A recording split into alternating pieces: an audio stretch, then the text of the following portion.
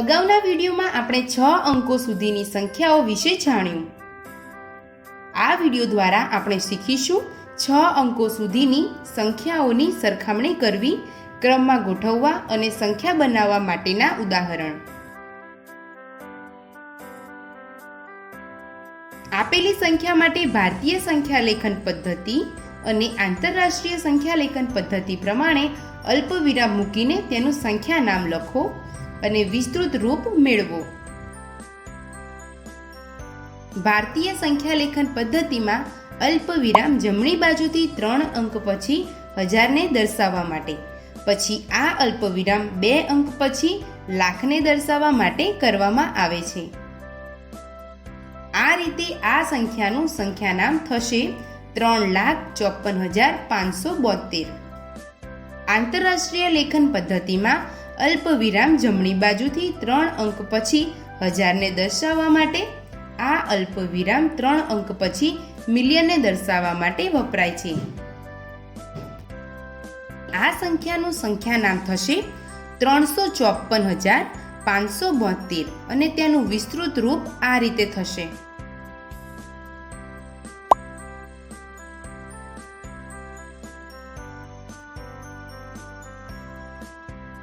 આગળનું ઉદાહરણ. નીચે લખેલા અંકોનો માત્ર એક વખત ઉપયોગ કરીને 6 અંકોની સૌથી મોટી અને સૌથી નાની સંખ્યા મેળવો. આપેલા અંકો દ્વારા સૌથી મોટી સંખ્યા મેળવવા માટે અંકોને ઉતરતા ક્રમમાં ગોઠવો, જેથી 9,76,531 આ સંખ્યા મળશે. આ રીતે આપેલા અંકો દ્વારા સૌથી નાની સંખ્યા મેળવવા માટે અંકોને ચડતા ક્રમમાં ગોઠવો, જેથી 1,35,679 આ સંખ્યા મળશે.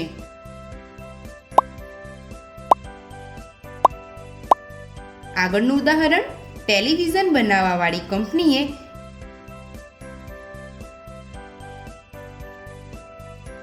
એક ટેલિવિઝનની કિંમત 8,999 રૂપિયા નક્કી કરે છે.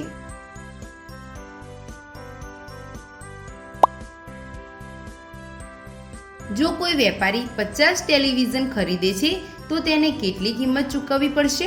અહીં એક ટેલિવિઝનનું મૂલ્ય છે 8,999 રૂપિયા. આ રીતે 50 ટેલિવિઝનની કિંમત થશે ટેલિવિઝનની સંખ્યા ગુણ્યા એક ટેલિવિઝનની કિંમત, એટલે કે 4,49,950 રૂપિયા, જે આપેલા પ્રશ્નનો જવાબ છે. આ ઉદાહરણોથી તમને 6 અંકો સુધીની સંખ્યાઓની સમજણ પડી ગઈ હશે. આ રીતે આપણે શીખ્યા 6 અંકો સુધીની સંખ્યાઓની સરખામણી કરવી, ક્રમમાં ગોઠવવા અને સંખ્યા બનાવવાના ઉદાહરણ.